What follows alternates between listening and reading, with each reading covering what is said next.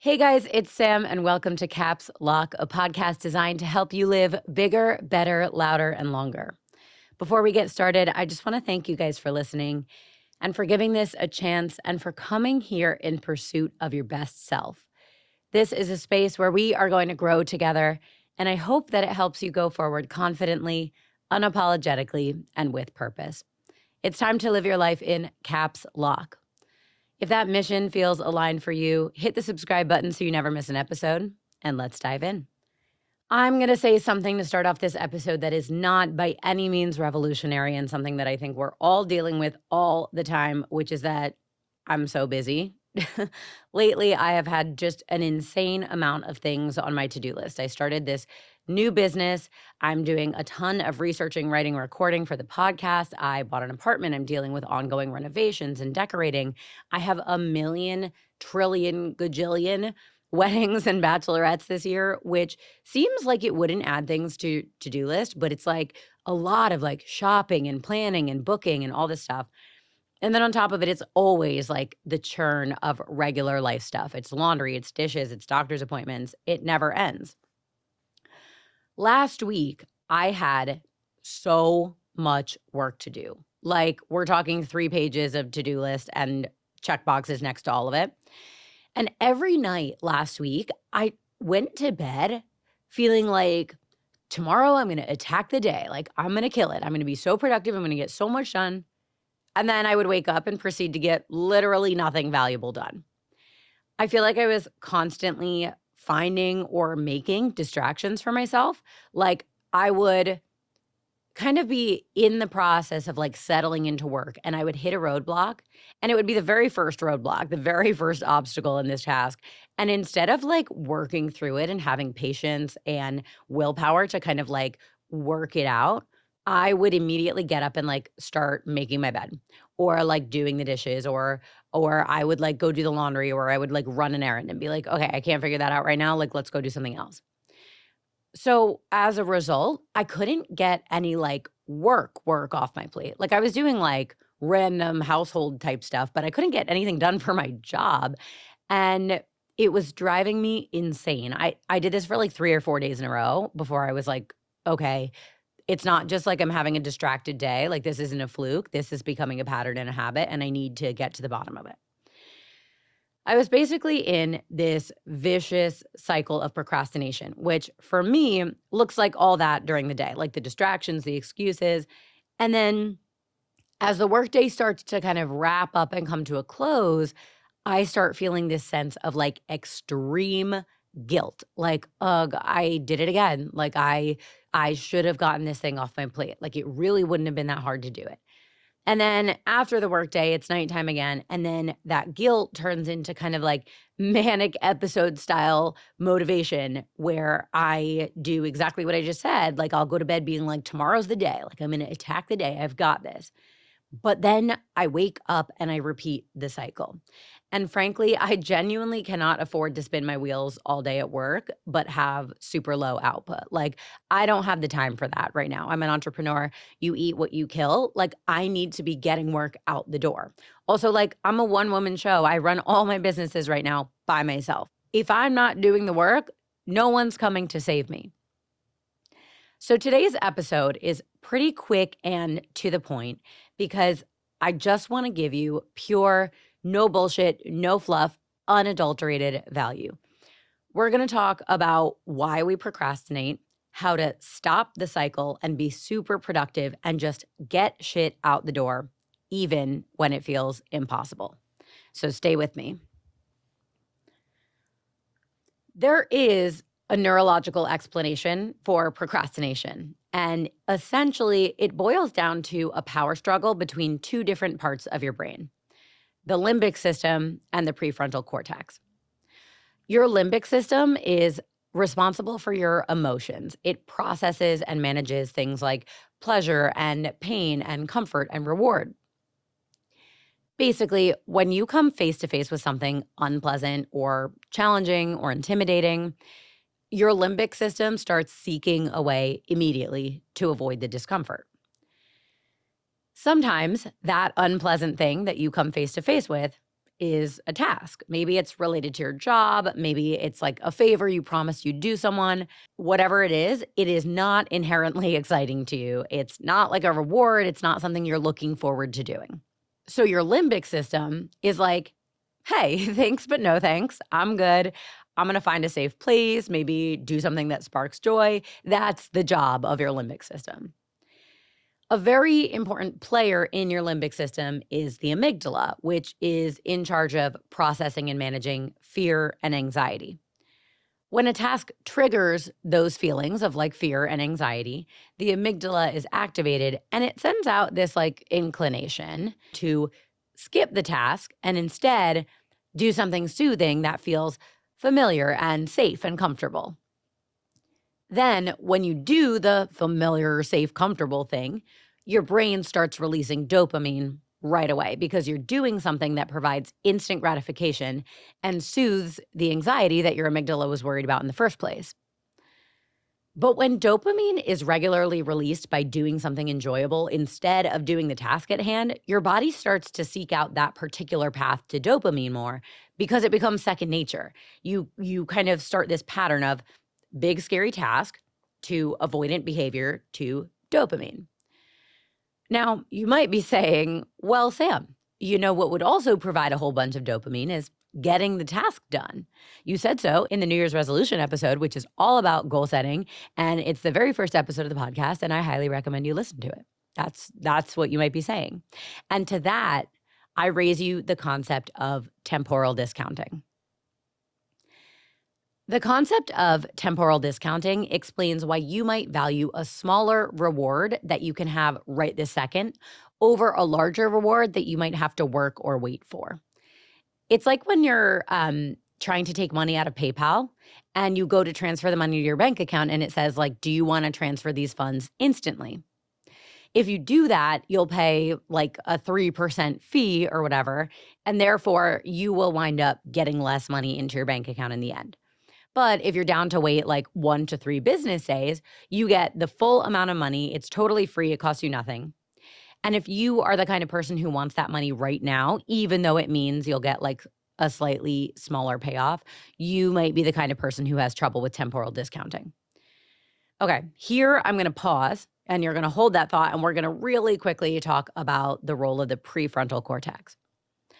Your prefrontal cortex, as you may know, is in charge of higher order executive function. So that's like long-term decision-making, future planning, impulse control, all the kind of like responsible stuff. When you're firing on all cylinders and you're having a super productive day and checking everything off your list and you're like getting your shit done, your prefrontal cortex is kicking your limbic system's ass. Reward who? We are helping our future selves.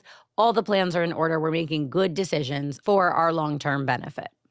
However, there's been research done using fMRI scans that shows as soon as an immediate reward enters the chat, your limbic system rises up. And oftentimes it actually dominates over the prefrontal cortex because it's much easier to do a low-level task and get an instant reward than it is to do a high-level task and either work or wait or both for your reward to arrive. In other words, it's way easier to open your phone and scroll on social media for an hour than it is to spend an hour researching and writing a podcast episode that will take you several more hours to complete, record, edit, publish, and market. So that is the basic science of procrastination. In short, it's a battle between the prefrontal cortex and your limbic system, and when the limbic system wins, you're procrastinating. But there is so much more context and nuance to why we procrastinate because the tasks on your to-do lists are usually not so cut and dry. They're very situational, and the answer to our big question of why do we procrastinate is the same as many other answers in psychology and neuroscience and wellness. And that answer is, it depends. So let's talk about specific situational reasons why we procrastinate. Ooh, it's 11:11. Make a wish. Even if it's not 11:11 wherever you are, I'm transferring my 11:11 wish to you. Happy 11:11. Anyway, let's talk about some specific situational reasons why we procrastinate and techniques to override that limbic system when it feels like it's winning out. The first reason we procrastinate is a lack of motivation. And this usually comes up when the task you're approaching is not fun or when it feels like meaningless, like it's not really going to move the needle for you.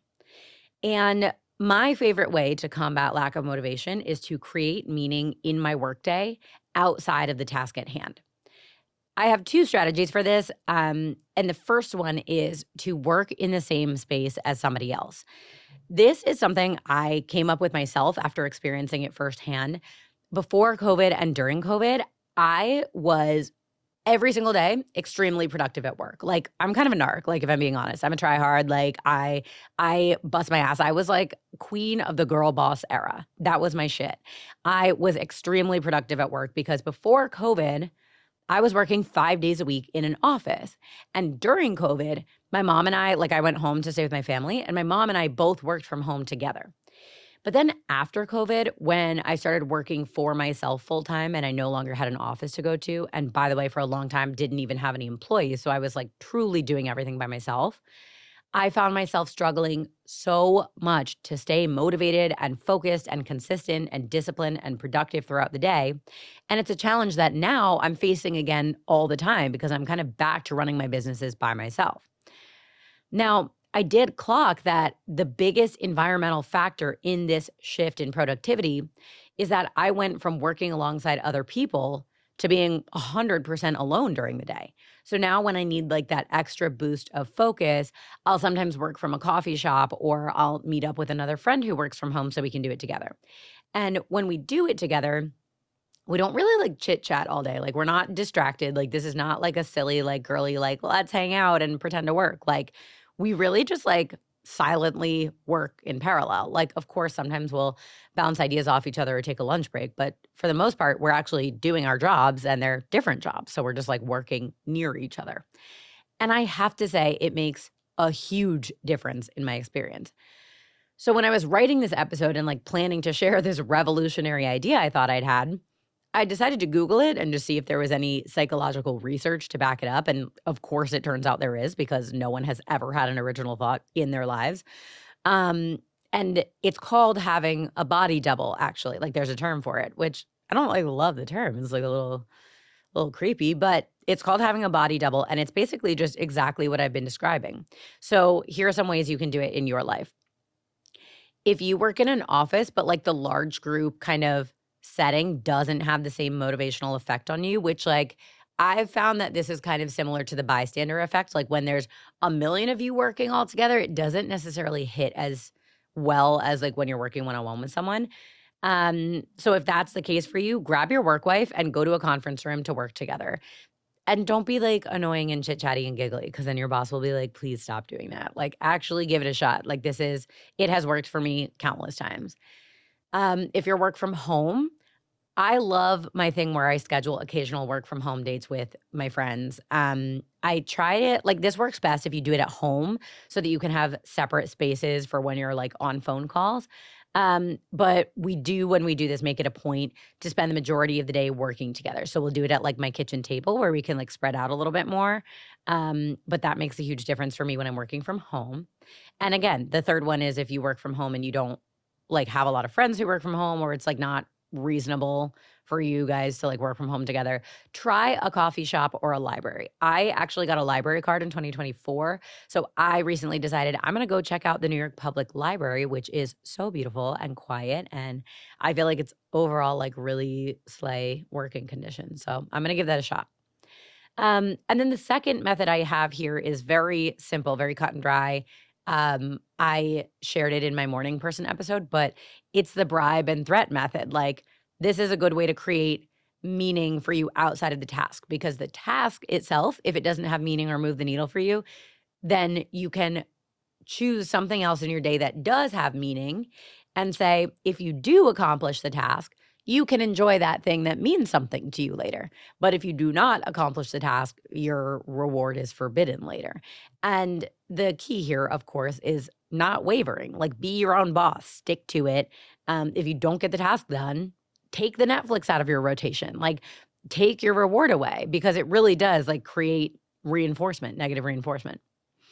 So that is the first one, and those are my like favorite strategies for overcoming kind of a lack of motivation. Another reason we procrastinate, and I think this is a major one, I think it's something we all struggle with, is we are simply overwhelmed. Like there is just too much stuff to do. Now, this has been the case for my entire life because I'm queen of biting off more than I can chew. And by the way, if this is something that you experience a lot and you are someone who works in corporate America and you're on a job interview and someone says to you, like, what is your biggest weakness at work? This is something that I say, which I think is like a good answer and realistic for a lot of people. Like, I say yes to everything. I'm not selective. I'm a yes girl. I am willing to like bear the burden so that other people don't have to. And I end up burning out and like working myself into the ground. And then it's like much more serious than if I just like took the fucking weekend off. Like I'm out here working Saturdays and Sundays to get shit done that I should have just said no to in the first place. So that's a good answer if you're ever asked that question and you don't know how to answer it. But anyway, this has been a problem for me my whole life. And my mom has this like ism that she always shares with me. And she says, listen, there are things you can do to like reduce stress and anxiety. You can meditate, you can work out, whatever, find your coping mechanisms. But if the size of your to-do list is the thing stressing you out, the best way to reduce your stress is to make the list go away. And the only way to make the list go away is to accomplish the tasks. So here's what I like to do. The first step is to prioritize the tasks. You can usually, I have found, do that for 3 to 5 tasks where you can truly identify like this one is more important than this one is more important than this one. After 5, I feel like it starts to become kind of a gray area. Like, does it really matter if you do this task 7th or 8th? Probably not. But I usually try to prioritize at least 3 to 5 tasks in the beginning of the day. And then the second step is to be realistic about how many of them you can actually tackle in a day. And I, again, from experience, have found that this is usually 5 legitimate tasks or less. And I'm not saying like pay your contractor like that you can do in 30 seconds, like just knock that one off. But I'm talking about like true work tasks. And then just here's the thing. Here's how I keep myself motivated on this part is think of how productive you would feel and how much easier tomorrow would be if those 3 top things that you identified as priorities were not on your list tomorrow. Think of how much better your day would be right now if you didn't even have to accomplish those. That's how tomorrow could feel if you get them done today. And that is like the biggest motivator for me. And then after you prioritize your tasks and you're realistic about how many you can tackle and you set yourself up for success, truly focus on one task at a time instead of thinking about how much you have to do. Forbid yourself from thinking about task number 2 until task number 1 is complete. And don't be like, oh, like this is feeling really hard and intimidating. I'm just going to go ahead and make that dinner reservation for Friday night. That's how you start scrolling through lists of restaurants on Google. And then you're distracted. And then 45 minutes later, you haven't made progress on your task. Like focus on one thing at a time. Now, I swear to God, this is not paid placement, but I've talked about this planner a million times already. This is a great time to bring your productivity planner by Intelligent Change into rotation. I just love that planner. They don't pay me to say this. It literally just does all of those things for you. If you don't feel like you can like do an adequate job of prioritization and time management, buy it. I'll put the link in the show notes and you can experience it firsthand. It's the only planner I've ever finished all the way through, and I finished it 3 or 4 times now, and I just ordered another one. So that's a great thing to do. Now, another thing that I think is important here in terms of mobilizing yourself when you're overwhelmed and there's too much to do, I learned this from a New York Times article. It's called friction auditing. Basically, you ask yourself, like, what is preventing or distracting me from getting started on my work or on these tasks or on this specific task? And then you need to identify those things and remove them from your workflow. So for example, for me, like I said, I work from home. If my apartment is a mess, I literally cannot focus on what I'm doing. And that's why I'll start to get up and like do my dishes and make my bed as soon as I hit a roadblock in my like workflow. Basically, this is another reason why being a morning person is an amazing thing. If you're waking up at like 6:30, 7:30 in the morning and your workday doesn't start till like 9:30, 10, you've got a couple hours to like knock stuff out. So I will wake up and I will just clean my entire apartment top to bottom. And then that is not a thing I can use as a distraction throughout the day. Similarly, I tend to be like anxious and have like really jumbled thoughts and like my mind will just like race and be like, I have to do this, and then don't forget this, and then make sure you text this person about that. Like that's the inner monologue I'm dealing with all day. And I have to say, like, that's not a really good way to be productive throughout the day. That is one of my frictions. So, in my friction audit, I identified that as something that prevents me from being productive. And I started doing the thing that you guys, I never thought I would do. I started journaling in the morning. If you had asked me 6 months ago if I ever thought I was gonna journal, I would be like, "No, queen, that is so embarrassing. You're, like, writing about your feelings in the beginning of the day? Like, please with the cringe, like, I have secondhand embarrassment." However, I have found it to be an extremely helpful method for reducing my anxious, racing, jumbled thoughts. And honestly, I still felt like it was cringe the first couple times I did it, so I wasn't very good at it in the beginning. But basically what I did was I like wrote down all the thoughts that came into my brain within like whatever it was, like a 3-minute time period. So I was like, okay, like I'm stressed out about this thing and I have to do this later on today and I kind of don't want to and blah blah blah. So I wrote like probably 3 sentences.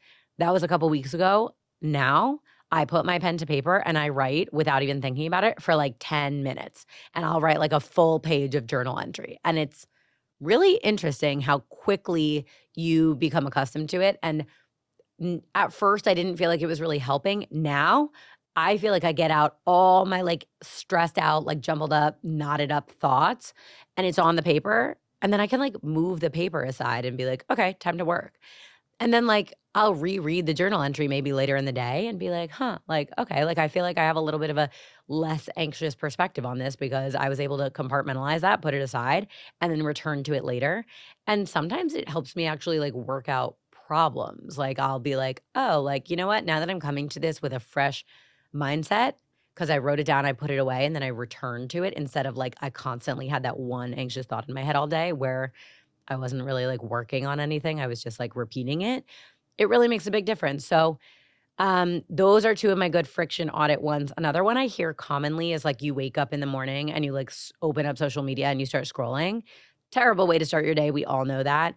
But I've heard from a lot of people that it's kind of, they think it's like a subconscious way to delay the onset of their to do list. Like they'll scroll in bed and be like, I really don't want to get up right now. Like I'm so cozy, I'm so warm, I'm like dopamine everywhere. So one thing I recommend doing there to friction audit, and one thing I did is I have timers on my social media apps. So like I cannot access like Instagram, TikTok, etc. before 7 a.m. I'm actually gonna move it, I think, to like 9 or 10 a.m. because I'm really liking that first 30 minutes when I wake up, not being able to open up social. It makes it way easier to like get out of bed and get moving. So those are my recs for if you're overwhelmed to get your shit out of the way by like prioritizing. I think the productivity planner, like I said, is really good and going like one step at a time. And then also friction auditing. I think those are really great methods for helping with just like the overwhelm. Another reason we struggle to be productive and we choose to procrastinate is like we are intimidated by the task. The task feels so daunting. And the thing I think is really important here that I kind of like knew in the back of my head, but I hadn't really put into action. When you're intimidated by a task, like if you're looking at something and you're like, oh my God, that's going to be such a nightmare, it means that the first step of the task isn't small enough. So what you're going to do is you're going to break your big task down into multiple smaller tasks. And if you don't think that's possible, you're wrong. You're almost always wrong.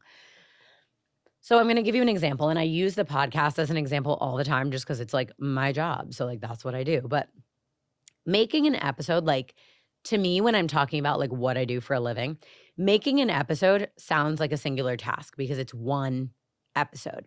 But truly, it's not a singular task at all. So I'm going to run you through the smaller steps that it takes to make an episode of a podcast. The first is to decide on a topic. And in order to do that, I usually look through my DMs to like see what you guys are talking about. Sometimes I'll use one of the like AI search engines to be like, what is the most talked about or like what is the most Googled like wellness topic this week, that kind of thing. So I have to like do a little bit of research and decide on the topic. If it's a guest episode, I have to go and find and research guests, which is like a whole other thing. But when I'm doing a solo episode, after I decide on the topic, I write kind of an outline, which has like a narrative and a flow, like a beginning, middle, and end to the episode. Then I have to go do a bunch of research to fill in the narrative to be like, okay, here's my hypothesis and here's me like building the outline and supporting it with evidence. Then I have to write the episode. Then I record the episode. Then I edit the episode. Then I cut social clips from the episode. Then I write an episode description. Then I pull timestamps from the episode. I cite my references and build like a reference doc that I can link in the show notes so you guys know I'm not completely bullshitting you. Then I have to schedule my episode on all the platforms. And then I have to share the social clips to promote it. That is like 12 to 15 steps for a task that normally I fall into the trap of writing out on one line of my to-do list as like, make your procrastination episode. Okay, well, make your episode about procrastination is not a one-step task. You can't climb a staircase if the first step is 5 feet tall. Break down your task. And if you think it's not possible, I dare you to reflect on that. Now, another thing about like the intimidating, daunting tasks is that you are almost always overestimating how long the task is going to take you to complete. How many times do you put something off over and over and over, and then you finally do it and you're like, fuck, like that took 6 minutes. Are you kidding? It's usually not that big a deal. This is another case for like friction auditing. Like if I need to film a video for social, sometimes I'll like go to do it and then realize like, ugh, like that means I need to put on a full face of makeup.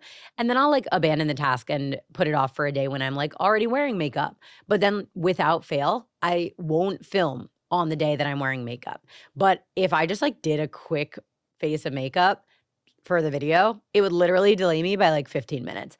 But instead, by choosing not to do it, I'm pushing back filming for sometimes like days or even weeks on end. And I just like never get it done. And then it feels like this like big daunting task because by not doing it over and over and by approaching it with this like sense of it's so daunting and it's going to take forever, I'm reinforcing this thought about it when I like literally to put on makeup and do the video would take less than an hour. Like that's crazy. Think about that. Now, to actually spur you into action on these intimidating, daunting tasks, I have a couple strategies. It's kind of like 2 or 3, but they all kind of roll into each other.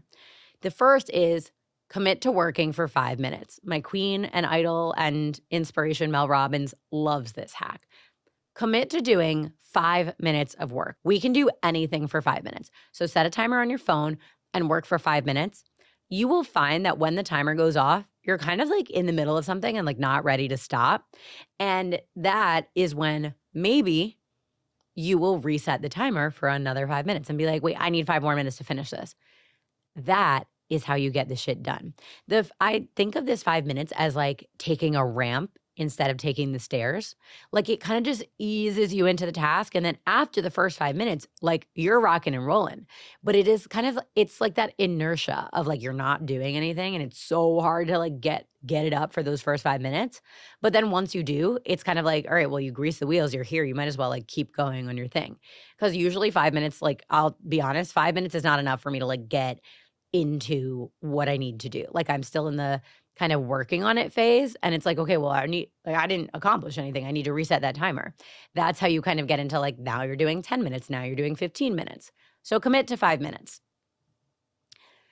Now, another strategy I love that is kind of related and also rolls into the third one, it's called the Pomodoro Method. I'm confident you've heard of it if you are a self-improvement girly. Basically, you work for 25 minutes and then you take a 5-minute break. Work for 25, 5-minute break. I love this method because 5 minutes of dopamine is all I need to feel refreshed. And here's kind of the third strategy that rolls into your Pomodoro Method. I'm going to recommend that you spend your 5 minutes taking what I call a break snack. That means you're not going to scroll on social media for 5 minutes because I think if you scroll for 5 minutes, you get sucked in and then it's really hard to stop. I don't like that. I designate my social time, my outside of work social time, that is. Like I kind of have to use social for work, but like my personal social time, I try to schedule that for like after the workday. So what I do with my 5-minute Pomodoro Method break snack is there are a couple things. I will sometimes listen to a good song. I have a specific playlist called Break Snacks, which maybe I'll link that in the show notes so you can experience it. But it's really just like my happiest like manic episode songs. And one song, I'll just like get up from my desk and I'll like walk around my apartment. I'll listen to it. I'll sing it sometimes. Like I just kind of have like a mini 5-minute manic episode. It's amazing. Another thing I'll do sometimes is I'll paint nails. Like I'll spend my 5 minutes, each 5 minute, I'll paint one nail. So like that way it gives the first nail time to dry. Every 25 minutes you're painting a nail. By the end of like a couple hours, you're full on manicure. I love that one. Another thing I'll do is sometimes I'll usually have like a few bites of a literal snack. Like go spend 5 minutes munching on something healthy. It's lovely. It gives you like a little bit of like boost to your day, a little energy boost. It is like a good time to let your mind kind of wander when you're eating. Like don't put on the TV, don't like scroll on social, just like eat something and let your brain just kind of like go off. Another thing that's really good is to spend those 5 minutes doing stretches or some kind of movement or exercise. I didn't do a ton of research to back this up, but like there's this viral video that goes around like once in a while that comes up on my explore page. It's like a viral video of this Chinese classroom. The kids are maybe like 7 or 8 years old. I don't know. I'm not like good at telling how old children are from how they look. Anyway, in the video there, the teacher's like playing a song and it's like a high intensity, like upbeat song. And they're doing like a choreographed dance at their desks in between lessons. It's like an arm, upper body situation. And the teacher's doing the movement and the kids are following the movement. Anyway, I found in the comments people saying like, it's actually good to separate tasks or assignments or subjects that way. Like I think they were saying in this video in particular, the kids do that in between, like, for example, math and like history. And it's a good thing for like separating and retaining information in those separate subjects. And then it also improves focus and discipline during the work time. So I do think there's evidence to support doing some kind of movement in those 5 minute breaks will help you A, stay focused, B, kind of like refresh you and like reset you, and also help you like cognitively while you're doing the tasks. So my favorite recommendation is at first commit to 5 minutes, work your way up to 25. Then you're doing 25 on, 5 off with the Pomodoro Method. And during those 5 minutes, do one of those things: music, snack, movement, paint your nails, whatever. Okay, another reason we're procrastinating is our fear of failure or fear of judgment. And like we do this in the first episode too, the fear of failure versus fear of judgment exercise. I just want you to reflect on like, what do you think failure is? And there are real ways, I guess, like that you can fail, which like I've always said is like you run out of resources, like you're out of money or you're out of time to do something and it doesn't get done. Fine, you can be afraid of that. But honestly, most of the time when you're thinking about fear of failure versus fear of judgment, you will land on the side of fear of judgment. And I want to talk quickly about how to get over fear of judgment. I think it's important to remember who you want to actually take feedback from. And I think there are a couple of people who it is valuable to take feedback from, right? Like someone who has your best interests at heart and nothing else. For me, that's my family. That's my mom and dad. Like they want me to win with no caveats, no obstacles. That's all they want is for me to win. So I take feedback from them. Maybe it's somebody who like knows you better than anyone else. Like maybe it's my boyfriend. Like outside of my parents, like he probably knows me, or like my best friend, my boyfriend and my best friend, inside and out better than anyone else. So maybe they're good people to take feedback from.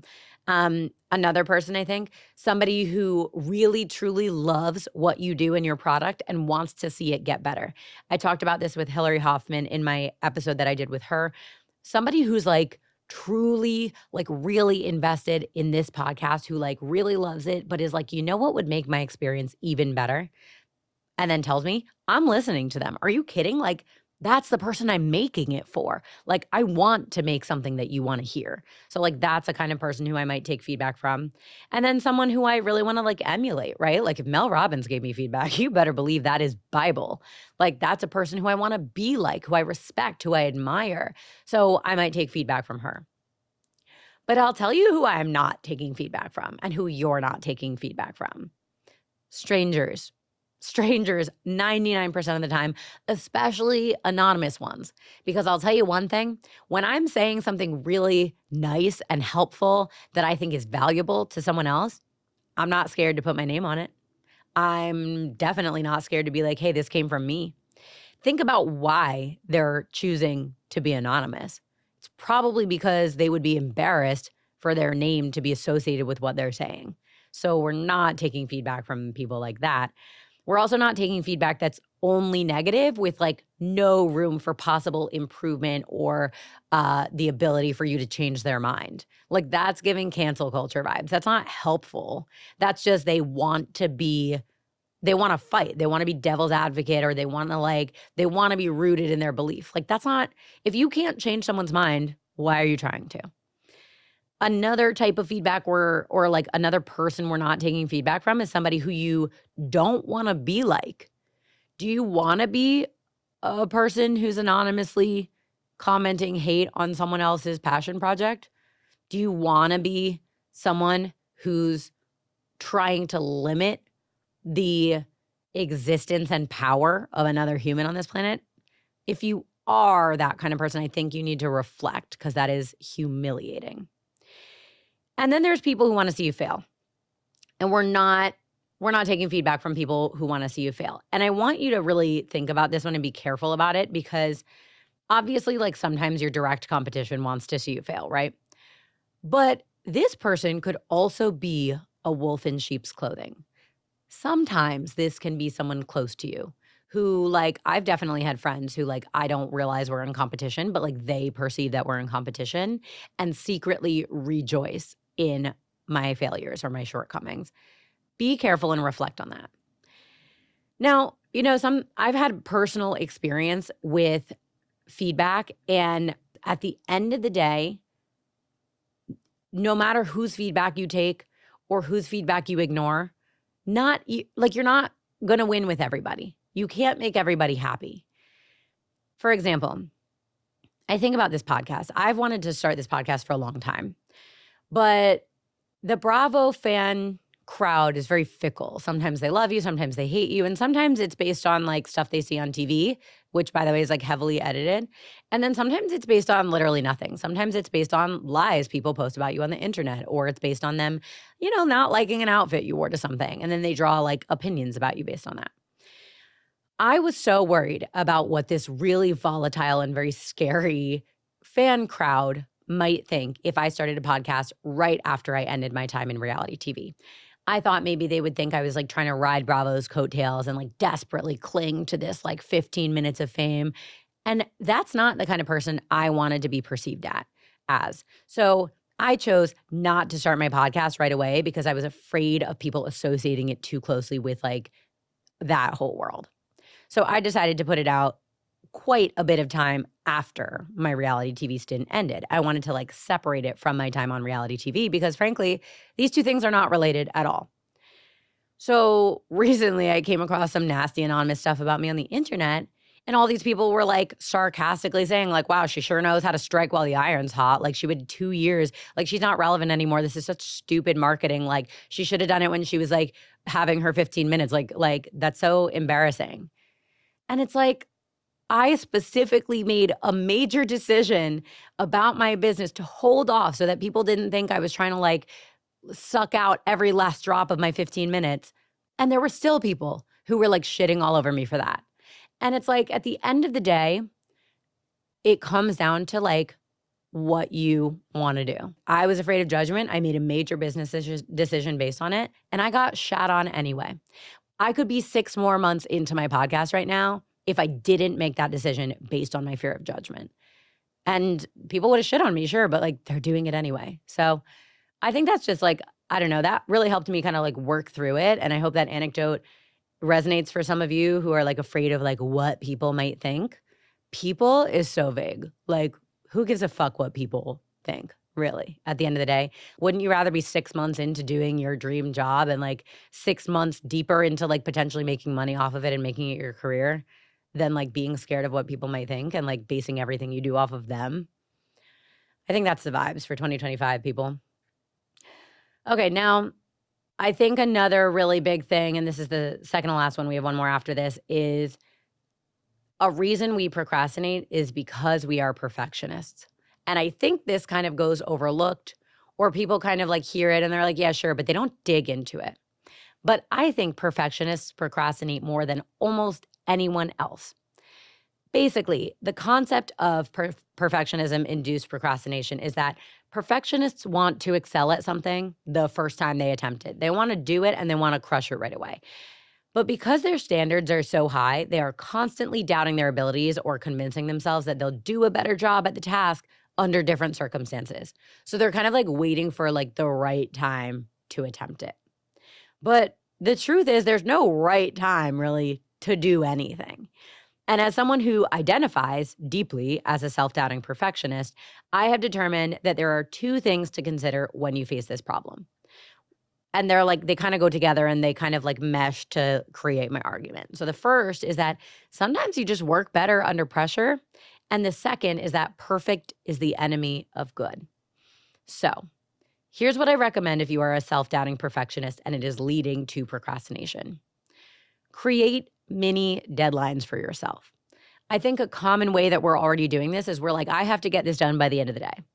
And if you want to do the bribe threat method, fine. Like you should say like, I need to get this done by the end of the day so I can go for my walk while it's still light out, or make it to happy hour on time to see my friends or catch my show. But I have a preferred way of creating mini deadlines for myself, and it is to spread out my meetings or appointments or calls to serve as smaller deadlines throughout the day. I have been guilty of, for most of my work from home life, trying to schedule my meetings kind of like back to back first thing in the morning. I'll try to get them all out of the way from like 9 to 12 so that I have like the whole rest of the day to work. But I have found that when there's kind of no hard deadline, like I work for myself, I could work till fucking midnight if I wanted to. And I've found that when there's no really hard deadline, I lack the motivation to do something. I'm like, oh, I'll do it later. Like I'll go after my meetings from 9 to 12, I'll go like eat lunch and then I'll do the dishes and then I'll be cleaning. And then it's like 5 p.m. So I have discovered that if I spread out my meetings or appointments or my calls or whatever I've got, that I'll be like, oh, I should really get this done by my call at 11. And then I'll like rush to get it done by my call at 11. And then it's done at 11. Like what a beautiful thing. And I also find, and this is where the kind of like working well under pressure thing comes in. Sometimes this is actually where both of them come in. Like perfect is the enemy of good as well. Sometimes if you force yourself to do a task really quickly, you'll do it up to like maybe 75% of your normal perfectionist standard. I think back to when I was in high school, like if I forgot to do my homework or something, I would like rush through it in the hour before class. Like I would try to like sneak it during the class before, or I would like be racing through it in the like 10 minutes you have in between classes. And if that happened, right, if I was doing that, if the homework was pass fail, I would pass. Even if I didn't do like an amazing job on it, I would pass because I did it. And if I never started, I would have failed. And if it was a graded assignment, maybe I would get like a 75% on it. And that's not really up to my standard, but like a 75% is better than a 0%. And then also, like, I think this is probably a canon event, right? Like everyone's done that before. And similarly, like every once in a while, you would find out that like the teacher would like forget to collect the homework, or your teacher would be like, oh, like turn it in tomorrow. Or like you had the due date wrong and it was actually due the next day, but you like raced to do it the first day. And I have found that when you take a second pass at it, like when you're working with a product that's 75% of the way there, you can make major, major improvements in just like a quick 15-minute second pass. Plus, the task is now to like improve the thing rather than like start the thing from scratch. So it also like kind of harkens back to the break it down method. So I think for me, like rushing to get something done in time for my 11 a.m. call is a great method because probably that thing's not due at 11 a.m. So then maybe I spend 15 minutes later in the day looking through it again, and then I can make it way better. And I've now accomplished this task in like half the time I would spend on it if I was trying to do it perfectly the first time. I'm really into that method as a perfectionist. So I think if you're a perfectionist and you're experiencing procrastination at like a really intense level, that's a really, really good way to do it. Now, kind of the last thing I want to talk about here is a lot of us are procrastinating because we have ADD or ADHD. According to research published in the National Library of Medicine, ADHD is associated with weaker structure and weaker functioning of the prefrontal cortex, particularly in the right hemisphere, which specializes in attention and behavior inhibition. So, in other words, people with ADHD, your limbic system is overpowering your prefrontal cortex when you're faced with an unpleasant or unexciting task. It sounds familiar to me. That's why people with ADHD overall might have a harder time planning ahead, sticking to commitments, staying focused, minimizing distraction, and also kind of like controlling their impulses because they are letting that limbic system win. And it's not a choice. It's like, I shouldn't have said letting your limbic system win because I think that implies it's a choice. Your limbic system is stronger and your prefrontal cortex is weaker. As such, someone with ADHD might experience more procrastination than the average bear because they have more difficulty activating that prefrontal cortex in a way that overtakes their limbic system. Plus, procrastination comes to people with ADHD from two sides. The first way is if they're overstimulated or overwhelmed, in which case they might procrastinate because they're overanalyzing the situation, they're overweighing the gravity of their decision, they're struggling to find a starting point that feels accessible or attainable. But the flip side of the coin is that if they're understimulated, they might procrastinate because they can't focus under the conditions of something feeling like slow and boring and understimulating. Now, there is something similar but different that ADHDers experience, which is ADHD paralysis. And this is essentially a shutdown of your prefrontal cortex that occurs when a person with ADHD is overwhelmed. Now, many of the symptoms we've already talked about apply here, like overthinking, overanalyzing, inability to focus. But there are some very specific additional symptoms of ADHD paralysis that really resonated for me. And so I wanted to share them with you in case they resonate for you. One of them is time blindness, which is like unawareness of ticking time, being surprised by how much or how little time has passed.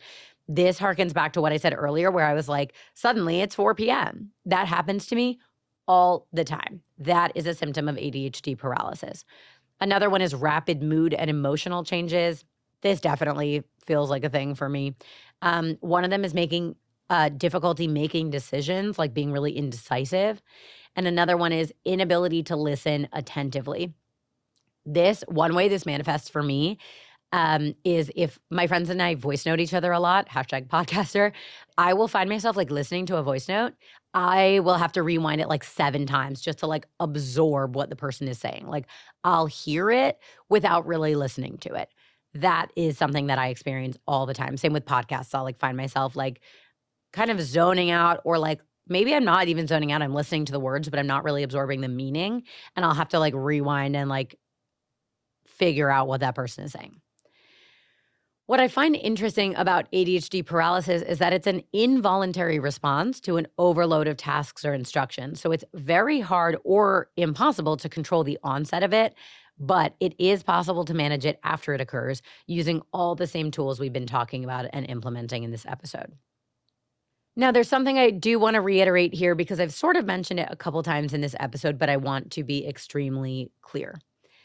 Besides the obvious reasons that we want to stop procrastinating, the biggest reason that we want to stop procrastinating is because the more we procrastinate, the more we want to procrastinate. And also the easier it is to procrastinate because the reinforcement we get from dopamine release when we exhibit avoidant behaviors, it reinforces that habit.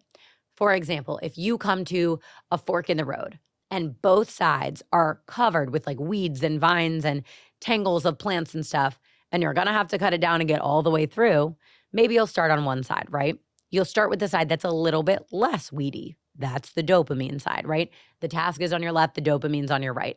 Both have some weeds, but you're gonna go to the dopamine side, the scrolling on social media side, and you're gonna cut down some of those weeds and you're gonna like make your way through the path. You come to the fork in the road again.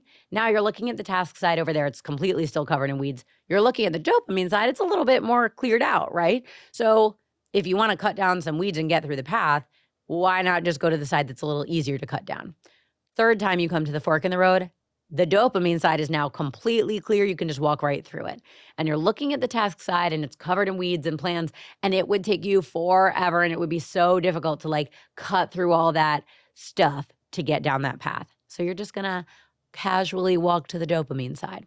That's basically what's happening here. By choosing the avoidant behavior and receiving a hit of dopamine when you choose it, you are reinforcing, you're making it easier to go down that path of dopamine. So the biggest reason you want to stop procrastinating is to stop reinforcing that avoidant behavior. So hopefully Implementing one or more of these techniques will help you stop procrastinating. It'll increase your output. It'll make it easier for you to stick to healthy work habits down the line. If there's anything you feel like I missed in this episode, or if you give any of these techniques a shot and you want to report back, let me know in the comments or DMs. I love to talk to you guys about this. I've heard from a couple of you that the morning person episode like changed your life.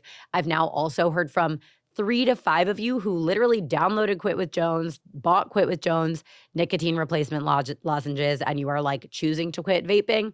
I'm obsessed with that. The point of this is like, I'm out here doing research that's helping me live a better life. And if it's working for you, there's nothing I like better. So hit me in the DMs. Tell me if you worked on any of these techniques. Tell me if you're liking them, if you're not liking them. I just like love to hear from you and to talk to you. Thank you again from the bottom of my heart for giving Caps Lock a chance. If you liked this episode, please stick around for more. We have some really interesting topics on the docket. We're going to talk about manicures. Are they bad for you? Are they endocrine disruptors? Are they carcinogens? Like, I don't know. We're going to talk about it. I think we're going to talk about maybe the love languages. We're going to talk about whether your deodorant is making you infertile. We're going to talk about being the planner in your friend group. We're going to talk about candles and fragrances, which are many of them, spoiler alert, known endocrine disruptors. We're going to talk about seed oils, manifestation, cortisol, how to make friends as an adult, and so much more. Some of these will be solo episodes and some will feature scientists, founders, experts, doctors, other very cool, smart people. If there's a topic you want to hear about on Caps Lock, send me a message. And lastly, follow us on social at Life in Caps Lock. Hit the subscribe button so you never miss an episode. Leave me a rating or review. These are life-changing, you guys. If you are listening right now, if you've made it this far, please just click 1 or 2 quick buttons to leave me a rating or review. It means the world, and it really is helpful for podcasters. And tune in next Sunday at 8 a.m. for another episode of Caps Lock. All right. Love you. Talk soon.